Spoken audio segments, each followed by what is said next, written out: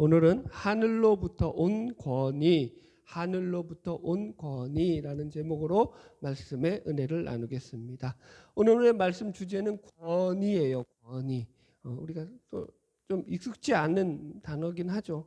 여러분들은 권위에 대해서 어떻게 생각하십니까? 오늘날 우리가 살아가는 시대는 어떻게 보면 탈권위주의적인 시대다라고 말할 수 있죠. 그래서 권위적이다라고 말할 때는 이게 이제 이 권위라는 것을 어떤 힘과 권력의 어떤 그런 논리에 의해서 우리가 막 우리의 자유가 억압받고 그죠? 통제된다라는 그런 느낌을 가지고 있기 때문에 이런 단어를 그렇게 좋아하지 않아요. 그죠?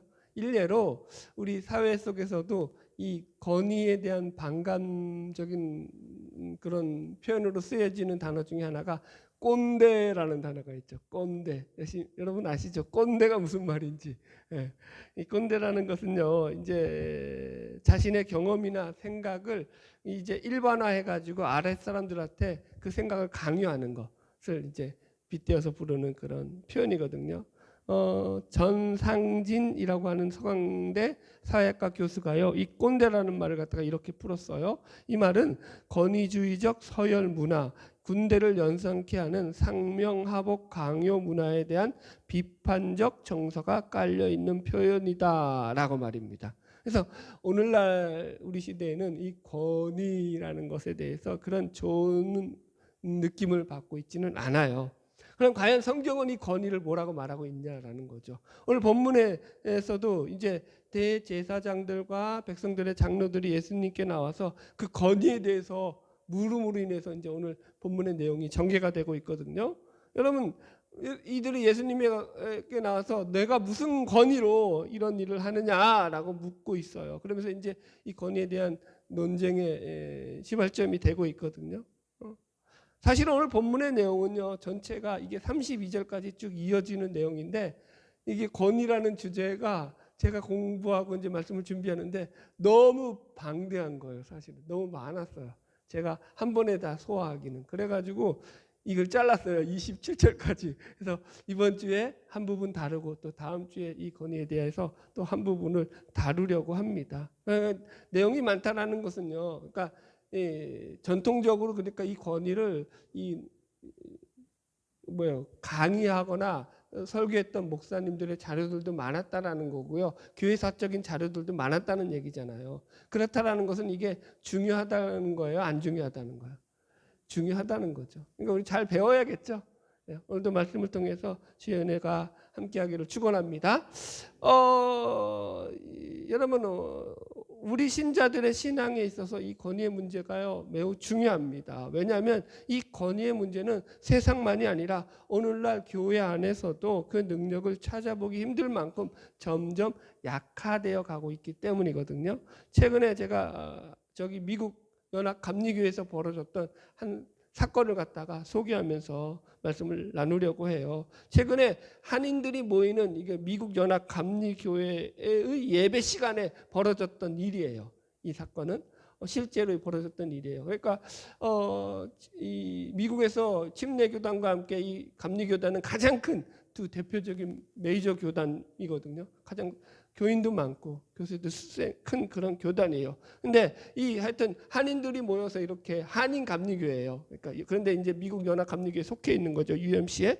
그래서 교인들이 예배 드리는데 그때 미국 연합 감리교회 본부 측에서 나온 어떤 임원 한 사람이 자기가 이제 강대상에 예배 도중에 올라가도 되겠느냐라고 해가지고 예배 드리는데 담임 목사를 밀어내고 이제 강대상에 올라온 거예요. 그래놓고는 강대상에서 뭐라고 하냐면은 이제 오늘 지금 말씀 전하고 있는데 이 목사를 갖다가 담임 목사를 이제 교단에서 파면시켰다라는 거예요.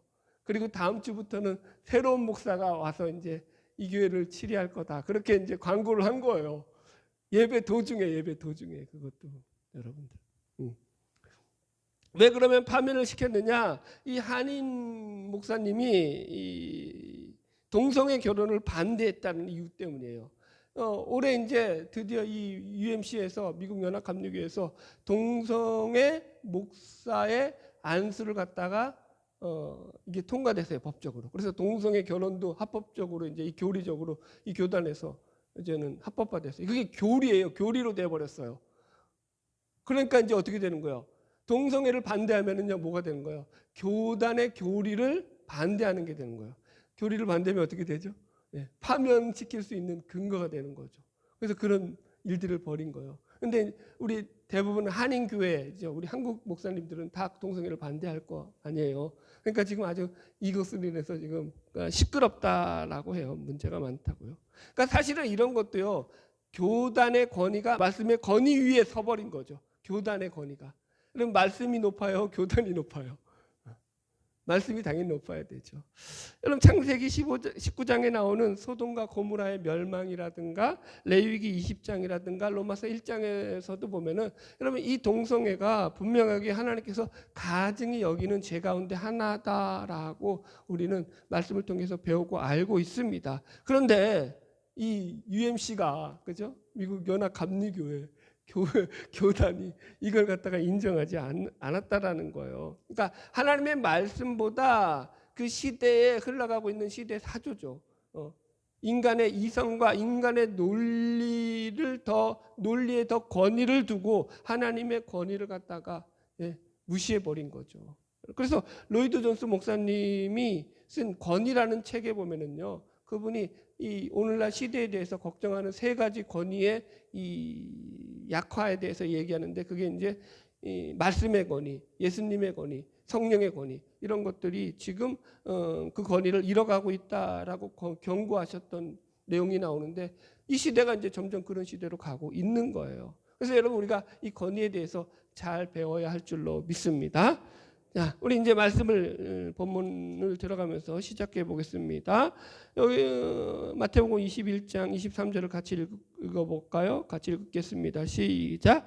예수께서 성전에 들어가 가르치실새 대제사장들과 백성의 장로들이 나와 이르되 내가 무슨 권위로 이런 일을 하느냐 또 누가 이 권위를 주었느냐. 자, 지금 여기서 예수님에게 질문하는 이 무리들을 대제사장들과 백성의 장로들이다라고 기록하고 있어요. 이들이 누구냐라는 걸 우리가 생각해 봐야죠. 이들은요, 당시 유대 사회에서 최고의 종교 정치 기관이었던 사내들인 공회의 공회원일 뿐만 아니라 그들이 그래서 이 나라에서도 가장 최고의 권력을 가지고 권력을 행사하고 있던 그런 사람들이었어요. 그래서 성전에서 일어나는 모든 그 일들에 대한 권한이죠. 권한도 바로 이들이 실제적으로 가지고 있고 그 권력과 권한을 행사하던 자들이었습니다. 그런데 갑자기 엄청난 센세이션을 불러일으키는 인물이 하나가 확 등장을 하죠. 대중들로부터 엄청난 인기를 얻는 그런 사람이 등장을 해가지고는 갑자기 그런데 멀쩡히 자기들이 잘 유지하고 있던 성전에 들어와서는 어떻게 했어요? 지지난주에 우리가 나눴죠. 성전을 갖다가 다 뒤집어 엎어버렸잖아요. 매매하는 자들, 그죠? 돈 바꾸는 자들, 비둘기 파는 자들의 상을 다 둘러 엎으시고 막 난동을 부렸거든요. 그죠? 표현을 이렇게 해도 되나? 하여튼 그들의 입장에서 볼 때는 그죠? 예수라는 사람이 난동을 피운 거예요. 근데 이 예수라는 사람을 그러면 뒷조사 했겠어요? 안 했겠어요? 이들이 했겠죠. 뒷조사를 하니까 이건 뭐야? 돌팔이 떠돌이 의원 같은 그런 존재죠. 어디 신학교를 나오거나 어디 무슨 누구 제자 어느 좋은 선생님 밑에서 배웠다는 이런 기록이 없는 거예요. 오늘날로 말하면 대학교도 안 나오고 신학교도 안 나오고 목사 자격증도 없고 아무것도 없는 거예요. 그런데 이 사람들을 막 대중들이 막 따르고 민중들이 따르면서 막 환호성을 치니까 여러분 배알이 꼴릴까요? 안 꼴릴까요? 표현이 또 저급하네. 속이 어떻게 돼요? 뒤틀리겠죠. 그러고 있는 상황에 지금 예수가 성전에서 그렇게 난리를 부리니까 이제 안 되겠다. 참다 못 참고 드디어 이제 이들이 칼을 뽑은 거죠. 그러면서 예수님께 와서 지금 여기 보니까 성전에서 예수님이 가르치실 때 이 대제사장들과 백성의 장로들이 와서 너 무슨 권위로 이렇게 하느냐라고 지금 권위에 대해서 묻고 있는 거예요. 자, 이 말을 제가 좀 여러분들이 이해하기 쉽게 실제적으로 각색을 해보았어요. 이건 마치 여러분들 이렇게 생각하면 돼요. 회사의 오너죠, 사장이 그 부하 직원에게 이제 그가 마음에 안 드는 일을 한 거예요. 그래서 막 불러다 놓고 혼을 내는 거예요. 야, 너 누가 시키지도 않은 일을 하랬어. 그 일 누가 허락했어? 왜 네 맘대로 일하고 땡땡땡땡 하고 그래 하면서 막 그죠? 막 몰아붙이는 거죠. 네가 뭔데 내 허락도 없이 그 일을 하고 그러는 거야 이러는 거예요. 지금 말의 뉘앙스를 알려주는 거예요. 이 본문의 말의 의미를. 우리는 너무 이제 이쁘게 성경이 써져 있어가지고 이 말을 못 느끼는데 무슨 느낌인지 알겠죠. 지금 분위기가. 그러니까 지금 여기서는 이 사람들이 실제로 예수님의 권위가 궁금해서 그 권위를 관심 갖고 묻는 게 아니에요. 뭐 하는 거예요? 자신들이 가지고 있는 공권력, 자신들이 가지고 있는 그 권위, 힘을 가지고 어떻게 하는 거예요? 예수님을 그 힘으로 찍어 누르는 거예요. 억압하는 거죠. 너 따위가 도대체 뭔데 여기서 이렇게 일을 하고 있느냐라고 예수님을 막 혼내는 거예요. 어떻게 보면은. 예. 자, 우리는 여기서 이제 먼저 그러므로 오늘 본문의 말씀의 주제인 권위에 대해서 그 의미를 생각해 보아야 됩니다. 제가 이제 사전적 의미를 먼저 찾아보니까 이 권위라는 말이 남을 지휘하거나 통솔하여 따르게 하는 힘, 혹은 또 어떤 분야에서 사회적으로 인정받고 영향력을 행사할 수 있는 능력이나 위신 이렇게 나와요. 알아들으셨어요? 그럼 바로 지나갈게요. 딱딱하죠. 그러니까 이제 이 위신이라는 말이 뭐냐면은 그러니까 위험이 있어가지고 사람들이 믿고 따를 만큼 신뢰가 가는 것을 말하는 거예요. 그러니까 이런 거예요. 그러니까 권위라는 것은 사람들이 그를 신뢰하면서 그를 믿고 따를 만큼 그에게 사람들을 끄는 어떤 매력이나 힘을 가진 것이 권위예요, 여러분들. 그래서 이걸 갖다가 이제 헬라어로 보면은요, 이 헬라에서는 이 권위라는 게 엑소시아라는 말을 쓰는데 이게 더 재밌는 말이에요. 에크라는 것이 뭐뭐로부터라는 뜻이고요. 이 우시아라는 말이 존재라는 것에, 근데 이 두 말의 합성어거든요, 엑소시아가. 그럼 무슨 말이냐면은 존재로부터 주어진 것, 존재로부터 나온 것이라는 게 이 권위라는 거예요. 그러면 이 존재는 뭘까요? 그 존재가 뭘까요? 하나님. 이해하셨죠? 그러니까 하나님으로부터 나온 거라는 거예요. 하나님으로부터 주어진 것이 뭐라고요? 권위다. 그래서 여러분들이 이 권위를 생각할 때 이 권위하면 머릿속에서 제일 먼저 집어넣어야 될 그 생각이 뭐냐면 권위는 모든 권위는 누구로부터 온 것이다. 하나님으로부터 나온 것이다. 우리 스스로부터 만들어낸 권위는 없어요. 성경에서 말하는 권위에 대해서 지금 제가 설명하는 거예요. 모든 권위는 하늘로부터 온 것이다. 그래서 오늘 말씀의 제목이 하늘에서부터 온 권위라고요. 아멘? 예, 여러분 그래서 팀켈러 목사님이 쓴 왕의 십자가라는 책을 보면은요, 이 엑소시아를 오리지널에서 나오는 권위다 이렇게 표현해요. 예를 들어 가지고 이제 글로 표현하자면, 책으로 표현하자면은 그 책을 쓴 그 원 작가에서 나오는 권위고요. 음악으로 표현하자면 그 곡을 작곡한 원 작곡가로부터 나오는 권위와도 같은 거예요. 그게 이제 이 권위가 가진 의미예요. 무슨 말인지 알겠죠? 오리지널이 가진 힘이라고요. 여러분 보세요. 제가 설교를 하잖아요. 이 설교가 여러분들 보세요. 제가 오리지널로 제게에서 나온 걸까요? 아니에요. 이건 전부 다 어디에서 나온 거예요? 성경으로부터. 오리지널은 성경이죠. 그죠? 이 성경을 가지고 그렇다고 이제 성경만 가지고 했나요? 아니죠. 이제 저는 이제 여러 권의 책을 참고하고 또 여러 목사님들의 설교를 듣고 그래서 여러 자료들을 모아가지고 그것을 편집해가지고 여러분들에게 지금 말씀을 전하는 거예요. 그것을 조합해서. 그죠? 예. 그래서 이걸 만약에 여기다 각주를 단다 그러면 누더기가 될 거예요. 이 말은 누가 한 말입니다. 이건 어느 목사님이 한 말입니다. 그러니까 오리지널은 없어요, 우리에게. 오리지널은 누구라는 거예요? 하나님이시다. 이게 우리가 대명제로 이해하셔야 되는 거죠. 그래서 자 그렇게 할 때 여기 우리가 이 권위 권세라는 단어를 이렇게 정리하고 나면은요, 지금 이 대제사장들과 백성들의 했던 잘못이 무엇인지라는 것을 우리가 좀 분명히 우리 눈에 들어오게 됩니다. 지금 이들이요 예수님을 향해서 권위의 출처를 묻는 그 이유가 뭔가 하면은 자신들은 권력을 가진다로서 사실 이 권위의 주인이 바로 자신들이다라고 생각했기 때문인 거예요. 맞아요, 틀려요? 벌써부터 틀리죠. 바로 이 점이에요. 지금 그러니까 앞에서도 한번 설명드렸지만 이들은요 성전에서 예수님께서 했던 행동에 대해서 매우 못마땅한 하면서 불쾌감을 느끼고 있는 거예요. 왜냐하면 성전에서 행할 수 있는 모든 성전에 대한 권한은 누가 갖고 있어요? 이 사람들이 가지고 있는 거예요. 성전에 대한 권한을 자신들이 가지고 있는데 자신들의 허락도 없이 성전을 막 거기서 난리를 피웠으니까 거기에 대해서 이 사람들이 이제 그것을 갖다가 지금 트집을 잡는 거죠. 그러니까 이들의 눈에는 지금 예수님은 주인집에 들어와서 난동을 부리는 강도와도 같은 그런 존재로 비춰지고 있는 거예요. 그런데 아이러니컬하게도 재미있게 보세요. 실제적으로 강도는 누구예요?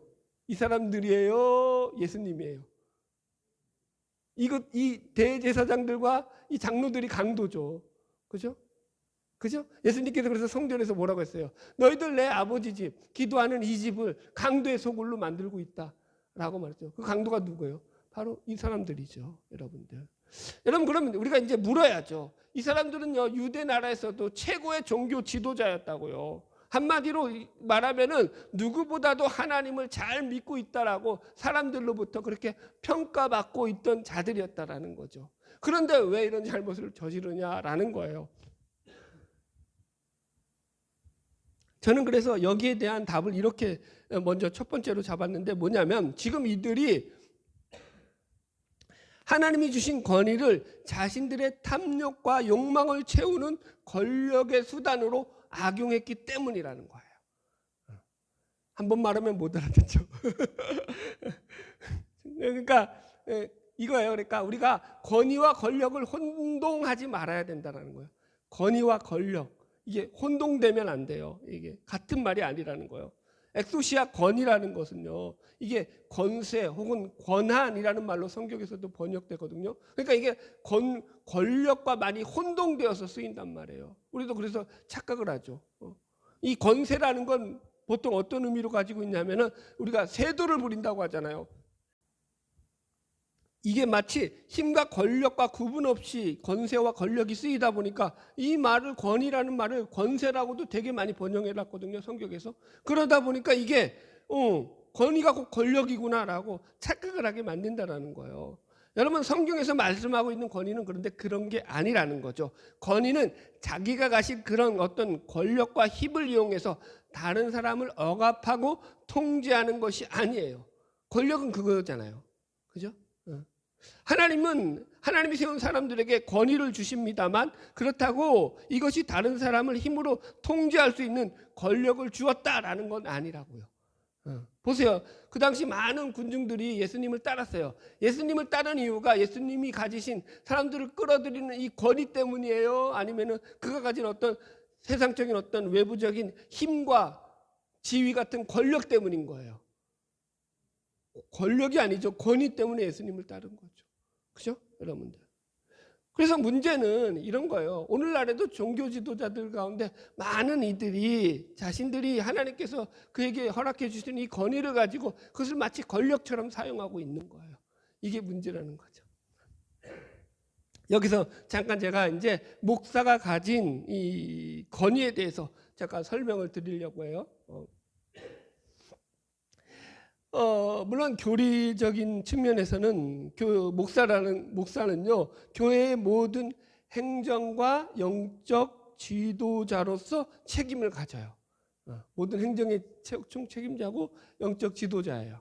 그래서 이제 그런 권한과 권리가 있어요. 그러나 성경적으로 좀 이걸 풀어야 돼요. 하나님께서는요, 교회의 지도자인 목사에게 권력을 주신 게 아니라 뭘 주셨다고요? 권위를 주신 거예요. 그래서 교회의 형제 자매들이 하나님의 뜻에 따라 살아갈 수 있도록 그들을 돕고 교회의 덕을 세우라고 주신 것이 바로 이 권위예요. 자, 제가 말씀을 몇 구절 읽어드릴게요. 고린도후서 10장 8절의 말씀이에요. 하나님께서 주신 권세는, 여기서도 이제 권세라고 번역했는데 실제로는 이게 엑소시아 권위예요. 그래서 권력이 아니에요. 그래서 여튼 이 권세는 너희를 무너뜨리려고 하신 것이 아니요 세우려고 하신 것이니 이에 대하여 지나치게 내가 말하여 자랑하여도 부끄럽지 아니하니라. 그러니까 권세는 왜 주셨냐면 너희들을 무너뜨리려고 준 게 아니다라는 거예요. 무너뜨리다라는 게 이게 영어로 풀다운으로 되어 있더라는 거예요. 그러니까 위에서 막 억압적으로 강압적으로 눌러서 무너뜨려 버리는 거야. 뭉개버리는 거 있잖아요. 힘과 권력으로. 무슨 말인지 알겠죠? 그렇다 그걸 위해서 우리에게 권위를 준 게 아니라고. 그러니까 목회자에게 권위를 준 게 아니라 뭐 하려고요? 세우려고 하신 것이다. 교회를 세우고 성도를 세우고 목장을 세우고 서로를 세워가는 목적으로 교회 목사를에게 권위를 주셨다라고 얘기해요. 하나 더 읽어드릴게요. 고린도후서 13장 10절입니다. 그러므로 내가 떠나 있을 때에 이렇게 쓰는 것은 대면할 때에 주께서 너희를 넘어뜨리려 하지 않고 세우려 하게 하여 내게 주신 그 권한을 따라 엄하지 않게 하려 함이라. 여기서는 권한이라고 말해요. 이것도 원어는 엑소시아 권위예요. 그러니까 이 권위가 왜 주어졌냐면은 너희를 넘어뜨리려고 하는 것이 아니라 너희를 세우게 하기 위해서 하나님께서 내게 주신 권위다라고 말을 하더라는 거예요. 그래서 이 권한을 따라 가지고 내가 엄하지 않게 하려 합니다. 이 엄하지 않게 하려는 말도 되게 재밌어요. 이 원어적인 게 뭐냐면은 단어적으로 풀어보면은 이거 마치 엄하게 한다라는 게 주인이 막 갑작스럽게 하인을 불러가지고 막 자기가 갑작스러운 일을 시키는 거예요. 하인은 뭐예요? 자기 뜻대로 할 수 있어요? 주인 뜻대로 해야 돼요? 주인 뜻대로 해야 되는 거죠. 주인 밑에 있으니까. 그러니까 막 부려먹는 걸 말하는 거예요. 주인이 종을 갖다가 부려먹듯이 하는 것이 엄하게 한다의 원의미예요. 그렇게 대하지 않는다라는 거예요. 교회에서 목사는. 그러므로 이 이야기는요. 목사만이 아니라 교회의 모든 직분자들이 동일하게 가져야 될 마음이라는 거예요. 우리 직분자들이 가진 권위는요. 하나님께서 우리에게 주신 것이 누구에게 일을 막 시켜 먹으라고 주신 권세가 아니라 교회를 세우고 성도를 세우고 아멘. 우리 지체들을 세우기 위해서 주신 권위다라고 성경은 말씀하고 있다라는 거죠. 자, 이렇게 얘기하고 나니까 또 어떤 분들은 이제 목사 말 안 들어도 되겠네 이렇게 오해하시는 분이 있어요. 그 얘기 아니에요, 여러분들. 자, 한 구절 더 읽어드릴게요. 히브리서 13장 17절이에요. 너희를 인도하는 자들에게 순종하고 복종하라. 그들은 너희 영혼을 위하여 경성하기를 자신들이 청산할 자인 것 같이 하느니라. 그들로 하여금 즐거움으로 이것을 하게 하고 근심으로 하게 하지 말라. 그렇지 않으면 너희에게 유익이 없느니라. 너희를 인도하는 자들에게 뭐 하라고요? 순종하고 복종하라. 여러분들. 그러니까 신자에게 우리가 요구하는 것은요, 너희를 인도하는 자들이죠. 주로 이제 리더들이죠. 교회 리더들이나 목사들에게 그 말에 순종하고 복종하는 마음을 가지고 그들을 따르라는 거. 이게 그러니까 억지로 막 뭐라 그럴까요? 노예처럼 끌려가라 이 얘기가 아니라 마음에 좀 주의 종이 전하는 말씀을 들으려고 하는 이런 마음을 좀 순하게 먹고 말씀을 받아들이려는 마음을 가지라는 거예요. 이해하시겠어요? 네. 여러분들. 저도 요즘 좀 많이 철이 들었잖아요. 말씀이 좀 순해졌죠. 그죠? 옛날보다. 그런데 옛날에 왜 싸나웠죠? 제가 싸나운 이유가 뭐였죠? 말씀을 안 들으니까, 안 받아들이니까 막 계속 나한테서 반자극이 나오는 거야. 이 사람들이 말이야, 하나님의 이 좋은 말씀을 왜 안 듣고 그래 하면서 막 반자극이 나왔던 거죠. 이제 철이 드니까 이제 이걸 좀 순화시켜가지고. 제가 열을 낸다고 해서 변하지 않더라고요.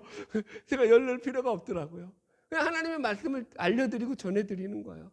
듣고 그런데 여러분들이 신자된 신도로서 교인된 신자로서 자세가 뭐냐면 그 말씀을 내 마음에 순응하도록, 마음에 받아들이도록, 마음에 받칠 좀 어떻게 하는 거예요? 부드럽게 하라는 거예요. 아멘. 네, 말씀을 좀 잘 듣고 좀 받아드시기를 주의 이름으로 축복합니다. 그러니까 이게 복종하라는 게 억지로 막 물론 이제 그런 강제성이 좀 있긴 하지만 그런 의미보다는 어떤 거예요? 이제 목회자들이 영적 지도자로서 그 말씀을 전하고 그 말씀대로 살려고 몸부림치면서 그 삶 속에서 그렇게 살아가는 것을 보면서 신자된 여러분들도 그를 좀 따라서 같이 믿음의 삶을 같이 서로 격려하면서 힘이 되도록 살아가라 이 얘기인 거죠. 할렐루야. 자, 말씀 진도 계속 나가겠습니다. 본문 마태복음 21장 24절로 25절 계속 읽겠습니다. 본문 21장 24절로 25절 읽읍시다. 시작.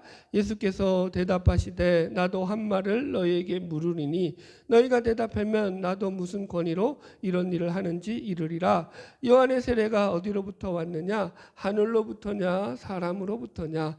그들이 서로 의논하여 이르되 만일 하늘로부터라 하면 어찌하여 그들을 믿지 아니하였느냐 할 것이요. 자, 예수님은요 보통 이렇게 이제 예수님을 대적하는 자들이 와서 예수님께 물을 때는 직접적으로 답을 안 하시고 한 번 더 반문하시죠. 그런 대화법을 사용하셔가지고 말씀을 이어가셔요. 지금도 그렇게 말씀을 이어가시죠. 먼저 그들에게 직접적으로 답을 안 하시는 대신에 오히려 어떤 질문을 통해 가지고 그들의 우매함이죠. 그들의 어리석음을 스스로 깨닫게 만드셔요. 뭐라고 하셔요? 그러면 내가 너희에게 나도 한 말 묻겠다. 너희들이 나에게 물었으니까.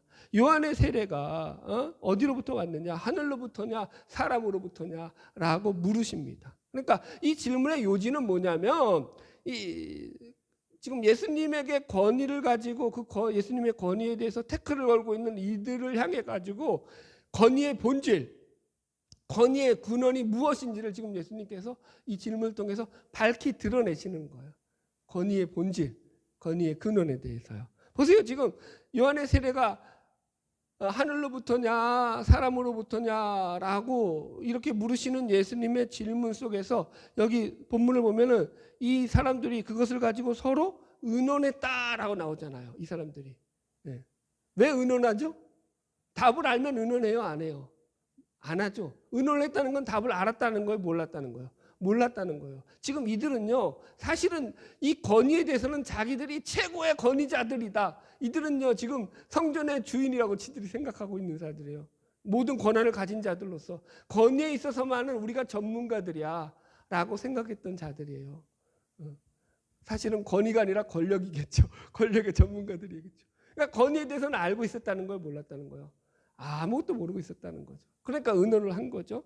자, 그럼 우리가 이제 이 본문의 내용을 좀 더 들어가 보겠습니다.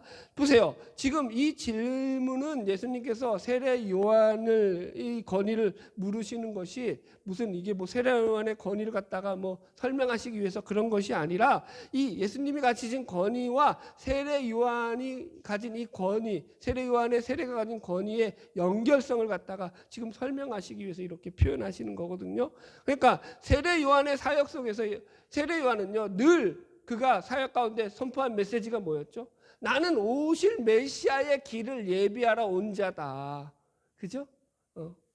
이건 어렵지 않죠. 그래서 예수님의 길, 메시아의 길을 예비하고 준비하러 온 자라고 늘 설교를 했거든요. 늘 선포했거든요. 그러다가 예수님을 만나자 그가 뭐라고 하냐면 보라 내가 보고 그는 하나님의 아들이심을 증언하였노라 라고 나와요. 요한복음에 보면. 그러니까 예수님을 보자 예수님을 보고는 그가 하나님의 아들 즉 메시아이라고 요한은 늘 증거하면서 다녔다라는 거예요. 그러니까 이게 무슨 말이냐면은 세례 요한의 권위는 예수님의 권위와 직접적으로 연결되어 있었다라는 말이 되는 거죠. 제가 하나만 더 설명할게요. 세례 요한이 예수님에게 세례를 베푸는 장면이 있잖아요. 예수님께서 세례 요한에게 요단강에 가서 세례를 받으실 때 어떤 일이 일어났죠? 하늘로부터 성령이 비둘기같이 임하고 하늘로부터 음성이 들리죠. 이 음성은 성부 하나님의 음성이죠. 이는 내 사랑하는 아들이요 내 기뻐하는 자라. 그죠? 이건 뭐예요? 신적인 계시죠. 성부 성자 성령 하나님이 이곳에 다 임재하셨죠. 뭐와 더불어서 세례 요한의 세례를 베푸는 이 사건과 더불어서. 그죠? 그러니까 이게 지금 이 세례 요한의 세례가 하나님으로부터 온 것이라는 것이 직접적으로 연결된 증거가 된다라는 거예요. 그러니까 지금 그러므로 예수님께서 자신의 권위에 대해서 세례 요한의 권위가 하늘로부터 왔다라는 것을 어떻게 보면은 다 알고 있는 거예요. 그런데 이렇게 말씀하심으로 말미암아서 예수님의 권위도 어디로부터 온 거다, 하늘로부터 온 권위다라는 것을 은유적으로 표현하는 거죠. 그런데 만약에 그걸 지금 여기서 대제사장들과 이 종교 지도자들이 이렇게 인정하게 되면은요, 세례 요한의 권위를 인정하는 순간 예수님의 권위도 인정해야 되는 거 아니에요? 할 수 있어요, 없어요? 할 수 없겠죠. 그래서 이 말씀을 조금 더 들어가 볼게요. 25절 보면은 서로 의논하여 이르되 만일 하늘로부터라 하면 어찌하여 그를 믿지 아니하였느냐 할 것이요. 여러분 보세요. 이 사람들은 종교 지도자들로서 세례 요한이 살아있을 때 그를 선지자로 대접하지 않았던 그런 부류의 사람들입니다. 그런 그들이 어떻게 요한의 세례가 하늘로부터 왔다라고 말할 수 있겠습니까? 그죠? 그러니까 그렇게 말을 못하는 거예요. 만약에 요한의 세례가 하늘로부터 왔다라고 말하는 순간에 그러면 하늘로부터 온 그 하나님의 신성한 그 하나님의 계시와 하나님의 그 권위를 너희들은 알면서도 무시했단 말이냐? 라고 하면서 오히려 이 불신앙의 그 역적들이 되는 거죠. 그러니까 그렇게 말할 수 있어요, 없어요? 없다라는 거죠. 26절 같이 봅시다. 만일 사람으로부터라 하면 모든 사람이 요한을 선지자로 여기니 백성이 무섭다 하여. 그렇다고 해서 이 요한이 요한의 세례가 사람으로부터 왔다라고도 못하는 거예요. 왜요? 그렇게 말하면 사람들은 다 요한을 선지자로 여겼거든요. 요한의 세례가 하늘로부터 왔다라고 백성들은 다 인정하고 있는데 이들만 인정을 안 한 거잖아요. 그죠? 우리가 여러분 보세요. 정치에서도 대통령이 국민들의 뜻과 너무 괴리된 이야기를 할 때는 되게 속상하잖아요. 위에 지도자가. 그죠? 지금 그런 격인 거예요. 근데 이들은요, 백성들의 눈치를 보거든요. 그러니까 그럴 수 있어요, 없어요? 못하는 거예요. 백성들이 모여서 그렇게도 말을 못하는 거예요. 만약에 그렇게 말했다가는 저 믿음 없는 것들, 저 속물들, 겉으로는 종교의 최고 지도자들이요, 하나님을 가장 잘 믿는다고 하면서 요한의 세례가 어디로부터 온지도 모르는 저 믿음 없는 것들하고 쌍욕을 먹을 거예요. 그러니까 그렇게 말할 수도 없는 거죠. 자, 27절. 그래서 같이 읽읍시다. 시작. 예수께서 대답하여 이르되 우리가 알지 못하노라 하니 예수께서 이르되 나도 무슨 권위로 이런 일을 하는지 너희에게 이르지 아니하니라. 자, 보세요. 결국 이 종교 지도자들은 자신의 권력을 이용해 가지고 예수님에게 망신을 주려고 했던 것인데 예수님의 질문에 아무런 대답도 하지 못함으로 말미암아서 예수를 잡으려고 했던 자신들의 계획은 다 숲으로 돌아가고 그 망신은 도리어 누구 것이 되었어요? 자신들의 몫이 되었죠. 재미있죠, 성경이 여러분들. 자, 보세요. 그래서 저는 이 종교 지도자들이 결국 예수님의 이 질문에 대해서 아무런 대답을 하지 못했던 것, 여기에 대한 두 번째 답이 뭐냐면 이들이 사실은 하나님을 인정하지 않았기 때문이라는 거예요. 하나님의 권위를 인정하지 않았기 때문이다. 이 본문을 여러분들 전지적 작가 시점으로 우리가 다시 한번 들여다봅시다. 그러니까 우리는 다 알잖아요. 예수님이 어떤 분이시고, 그죠? 하나님의 아들인 걸 너무나 잘 아니까 우리가 그런 시각으로 이 본문을 들여다보면은요, 이 본문은 참 재밌어요, 여러분들.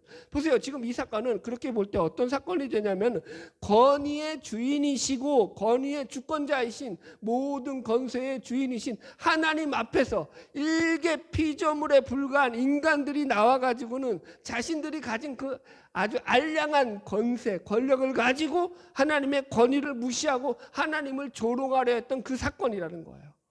그렇죠? 지금 하나님의 입장에서는요, 이들은요 그냥 패역한 정도가 아니죠. 하나님 자신을 무시하고 있는 이 피조물이 하나님이 주신 그 권위를 가지고 지들 마음대로 악용해 먹을 뿐만 아니라 하나님이신 예수 그리스도 앞에서, 그죠? 하나님을 무시하고 하나님을 조롱하는 이 아주 패역무도한 참남한 죄를 짓고 있는 거죠. 왜 그렇다고요? 그들이 하나님을 믿지 않기 때문에, 하나님의 권위를 인정하지 않는 거죠. 그래서 자기들 눈앞에 인간의 육신의 몸을 입고 오신 하나님이 서 계심에도 불구하고 자신들의 이기적인 탐욕과 자신들의 욕심에 눈이 멀어서 하나님을 알아보지 못할 뿐만 아니라 여전히 자기 중심성에 빠져서 하나님조차도 자신들이 출세하고 자신들의 권력을 유지하기 위한 하나의 희생양으로 삼고 말았던 거죠. 그들에게는 하나님조차도 자신들의 탐욕을 채우는 하나의 수단이고 도구에 불과할 뿐이라는 거죠. 성경은 이것을 가리켜서 죄라고 말씀한다는 거죠. 자, 결론의 말씀입니다. 오늘 우리는 하늘로부터 온 권위라는 제목으로 말씀의 은혜를 나누었습니다. 제가 오늘 예수님께 질문하러 나왔던 이 대제사장들과 장로들을 살펴보면서 이들이 가진 두 가지 문제점에 대해서 지적을 해드렸어요. 첫 번째가 이들은 하나님이 주신 권위를 자신들의 권력으로 악용했다, 오용했다. 두 번째로 이들은 하나님의 권위를 인정하지 않는 자들로서 본질적으로는 하나님을 믿지 않는 자들이었다. 겉으로는 신앙이 좋은 척 했지만 여러분, 이게 바로 유대 종교 지도자들의 모습이었다는 거예요. 하나님의 말씀을 누구보다 잘 알고 있다고 자부하던 자들의 모습이라는 거죠. 자, 적용입니다. 이 모습이 이들에게만 있겠느냐라는 거예요. 오늘날 우리에게 없겠느냐라는 거예요. 하나님의 권위를 부정하면서 살아가는 모습이 우리 속에 없느냐라는 거죠. 여러분들 보세요. 이 권위의 문제는 사실 우리의 삶 속에서도 우리의 마음 속에서 날마다 부딪히면서 살아가는 실제적인 문제인 거예요. 신앙 문제인 거예요. 우리들 내면을 들여다보면요, 여전히 우리가 하나님을 믿는다고 하면서도 사실은 하나님의 권위에 저항하거나 반항하면서 살아가고 있지 않느냐라는 걸 반드시 점검하셔야 돼요. 어떻게 해요? 모든 권세는 하늘로부터 온 권세예요. 권위예요. 하나님이 주신 권위예요. 여러분들 모든 결정은 그러므로 최종 결정 권위의 결정자가 누구세요? 하나님이셔요. 그런데 우리는 우리의 인생을 하나님께서 결정하시도록 하도록 하시나요? 아니면 내 마음대로 내 뜻대로 결정하고 살아가나요? 어느 권사님이 하나님이라고 했어. 아, 이뻐라. 제가 나중에 쭈쭈바 하나 사드릴게. 여러분 보세요. 실제적으로 보세요. 우리가 안다니까요. 우리 인생의 최종 결정자가 권위자가 하나님이라는 걸. 그런데 실제로는 우리의 뜻과 우리의 인생을 갖다가 우리의 뜻과 우리의 마음대로 결정하면서 살아가는 게 얼마나 많으냐라는 거죠. 이거 되게 위험한 신앙이다라는 거예요. 그렇게 살면 안 된다. 그런데 알면서도 그렇게 산다. 그래서 조심해야 된다. 보세요. 여러분들이 눈치를 채신 분들도 있어요. 말씀을 집중해서 들으셨던 분들 중에서는 제가 이 권위에 대해서 설교하면서 몇 구절 정도 성경 구절들을 인용할 때에 그 권위와 연결돼서 인용된 성경 구절들 속에서 순종이라는 말보다는 복종이라는 말이 훨씬 더 많이 쓰였다라는 거예요. 이 권위와 연결돼서 성경에서 표현할 때는 순종하라 라고 표현하지 않고요, 복종하라 라고 표현하고 있다고요. 재밌죠? 왜 복종을 요구할까요? 복종에는 뭐가 따르죠? 조금 강제성이 따라요. 약간 권력의 냄새도 나죠. 그래서 왜 이렇게 말하냐면은 이게 이런 거예요. 순종할 때는 자발적으로 따름이지만 복종할 때는 여기에 좀 강제성을 띠더라도 너희들이 그 말씀이 하나님의 말씀이면 따라야 된다라는 걸 강압적으로 우리에게 지금 이게 좀 집어넣고 싶은 거예요. 그러니까 너희 마음 가운데 하나님의 말씀이 비록 다 용납되어지지 않고 설득되어지지 않는다고 할지라도 그것이 하나님의 말씀이 분명하다면 너희는 하나님의 권위를 인정하고 그 권위에 순종하는 삶을 살아야 한다라는 거죠. 이게 결론입니다. 불만 없으시길 바랍니다. 여러분 바라기는 저와 여러분의 삶을 통해서 하나님의 권위를 인정하고 그 권위에 복종하는 삶을 통해서 더욱더 그 삶이 믿음으로 아름답게 빛이 나는 복된 삶이 되기를 주의 이름으로 축복합니다. 다 같이 찬양하겠습니다.